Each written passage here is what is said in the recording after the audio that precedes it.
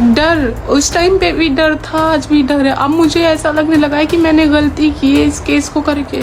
सोचिए जरा, एक सुपरहिट हरियाणवी फिल्म का हीरो जिसे गांव-गांव के लोग देसी स्टार कहकर जानते हैं, अचानक पुलिस की गिरफ्त में आ जाता है। उसके बेटे का दावा है कि हिरासत में रहते हुए उसके पिता को जहर दे दिया गया। अब सवाल यह उठता है, क्या यह सिर्फ एक षड्यंत्र है या वाकई पुलिस कस्टडी में मौत का खेल खेला जा रहा है? उत्तर कुमार, वही नाम जिसने अपनी फिल्म धाकड़ छोरा से लाखों दिलों पर राज किया, अब उसी नाम के साथ जुड़ रहे हैं ऐसे सनसनीखेज आरोप जिन्होंने पूरे हरियाणा में हलचल मचा दी है। लोग पूछ रहे हैं, क्या पुलिस ने सचमुच उत्तर कुमार को झड़ दिया या फिर यह कहानी सिर्फ बेटे की तरफ से उठाई गई शंका है? और अगर आरोप सच हैं, तो इसके पीछे कौन है? कानून के रखवाले या कोई और ताकतवर साजिश करता? इस पूरे मामले में एक एक परत खुल रही है और हर परत के पीछे छुपा है एक नया सवाल। तो आइए जानते हैं पूरी कहानी शुरुआत से लेकर ताजा मोड़ तक। हरियाणा की मिट्टी से उठकर फिल्मी दुनिया में टहलका मचाने वाले कलाकारों में अगर किसी एक का नाम सबसे पहले लिया जाता है तो वह है उत्तर कुमार। साधारण से परिवार में जन्म लेने वाले उत्तर कुमार का बचपन संघर्षों और सपनों के बीच गुजरा। वह कोई बड़े प्रोड्यूसर या फिल्मी खानदान से नहीं थे, बल्कि आम लोगों की तरह ही मेहनत और लगन के दम पर उन्होंने अपनी जगह बनाई। उत्तर कुमार का असली नाम भी कई बार चर्चा में रहा, लेकिन दर्शकों के बीच वह हमेशा धाकड़ छोरा के नाम से मशहूर हुए। 2004 में आई उनकी फिल्म धाकड़ छोरा हरियाणा ही नहीं, बल्कि उत्तर भारत के कई राज्यों में सुपरहिट साबित हुई। उस दौर में हरियाणवी सिनेमा बहुत छोटे पैमाने पर काम करता था और दर्शक भी ज्यादातर भोजपुरी या हिंदी फिल्मों की ओर झुके रहते थे। लेकिन धाकड़ छोरा ने यह ट्रेंड बदल दिया। इस फिल्म ने इतना जबरदस्त कलेक्शन किया कि हरियाणवी सिनेमा में इसे मील का पत्थर माना गया।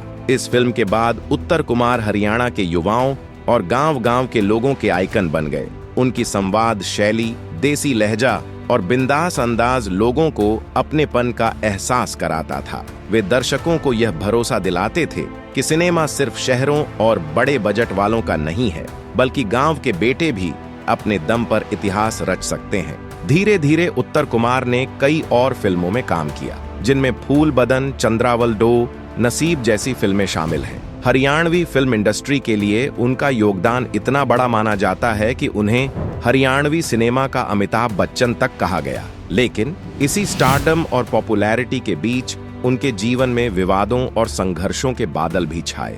कभी फिल्मी करियर में उतार चढ़ाव, तो कभी निजी जिंदगी की मुश्किलें। और अब पुलिस कस्टडी से जुड़ा यह विवाद उनके जीवन की सबसे बड़ी चुनौती बनकर सामने आया है। उत्तर कुमार का नाम हाल ही में उस समय सुर्खियों में आया जब उनके खिलाफ अचानक गिरफ्तारी की खबर फैली। सूत्रों के मुताबिक मामला एक पुराने विवाद से जुड़ा था। कहा जाता है कि कुछ स्थानीय स्तर के झगड़े और आर्थिक लेन देन को लेकर उनके खिलाफ शिकायत दर्ज हुई थी। पुलिस ने इस शिकायत को आधार बनाकर उन्हें हिरासत में ले लिया। हालांकि इस बात को लेकर अभी तक कोई ठोस और सार्वजनिक सबूत सामने नहीं आए हैं कि गिरफ्तारी की असली वजह क्या थी। गिरफ्तारी की कहानी भी अपने आप में सवालों से घिरी हुई है। बताया जाता है कि पुलिस ने उत्तर कुमार को देर रात अचानक उनके घर से उठाया। आसपास मौजूद गवाहों का कहना है कि पुलिस ने बिना किसी नोटिस या वारंट के यह कार्रवाई की। परिवार वालों को भी यह साफ साफ नहीं बताया गया कि आखिर मामला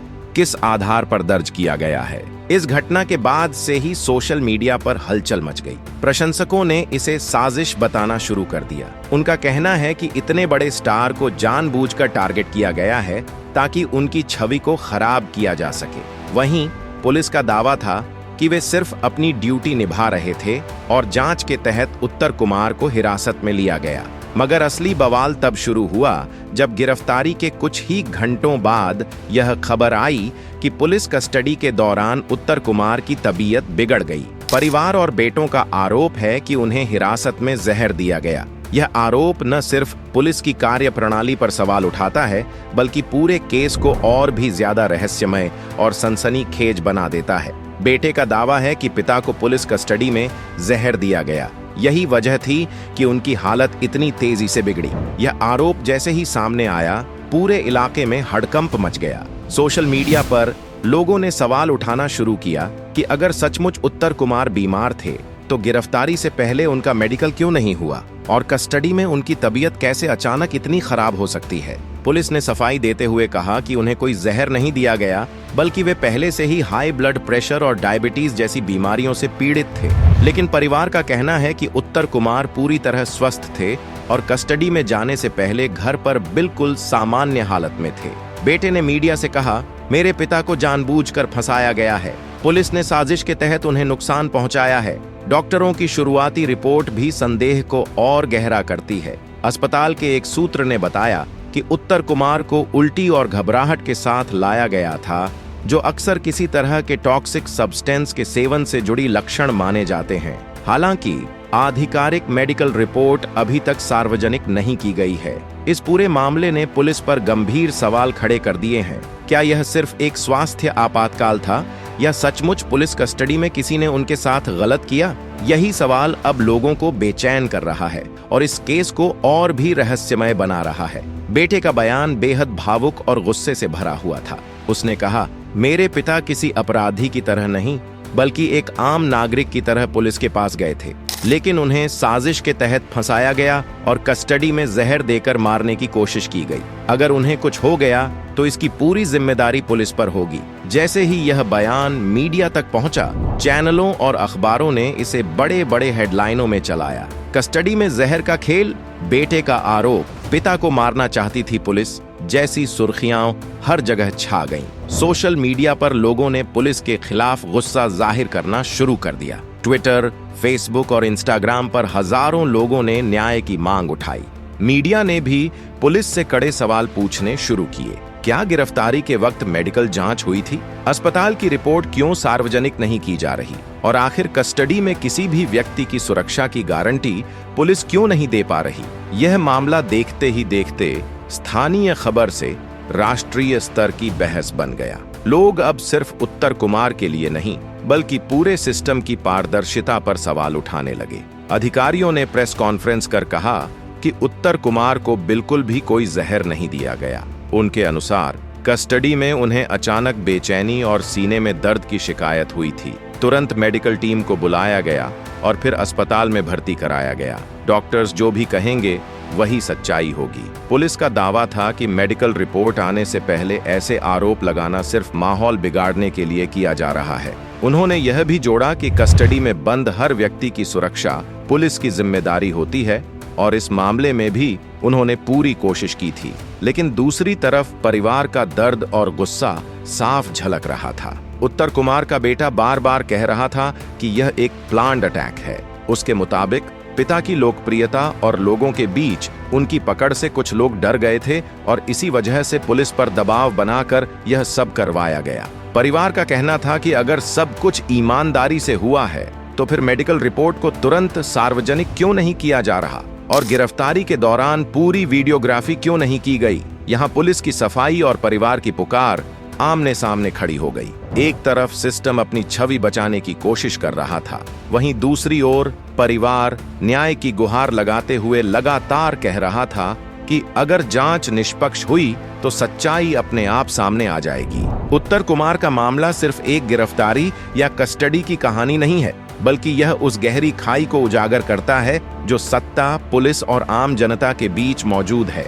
बेटे का आरोप है कि उनके पिता को जहर देकर मारने की कोशिश की गई, वहीं पुलिस इसे मात्र अफवाह और राजनीतिक साजिश करार दे रही है। सच कौन बोल रहा है यह फिलहाल जांच पर टिका है, लेकिन इतना तो तय है कि इस घटना ने लोगों के मन में सिस्टम के प्रति एक बार फिर अविश्वास पैदा कर दिया है। आम जनता सोचने पर मजबूर है कि अगर उत्तर कुमार जैसे लोकप्रिय और प्रभावशाली व्यक्ति को कस्टडी में सुरक्षित नहीं रखा जा सकता तो एक आम आदमी की क्या बिसात है।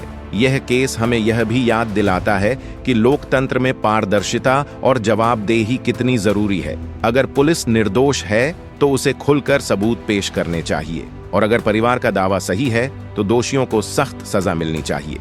अंततः यह लड़ाई सिर्फ एक इंसान के जीवन और मौत की नहीं है, बल्कि उस भरोसे की है जिसे जनता न्याय व्यवस्था से जोड़ती है। सच और साजिश के बीच अब फैसला समय और निष्पक्ष जांच ही करेगा। यह मामला सिर्फ उत्तर कुमार का नहीं है, बल्कि हर उस नागरिक का है जो सिस्टम से न्याय की उम्मीद रखता है। सवाल यही है कि क्या हमारा सिस्टम उस उम्मीद पर खरा उतर पाएगा या फिर यह भी किसी और अधूरी कहानी की तरह इतिहास में दब जाएगा।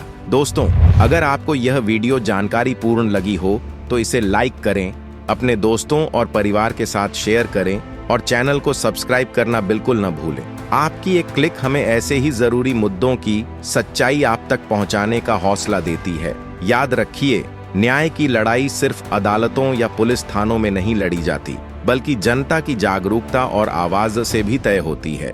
मिलते हैं अगली वीडियो में एक नए मुद्दे और नई सच्चाई के साथ। तब तक के लिए धन्यवाद और जय हिंद।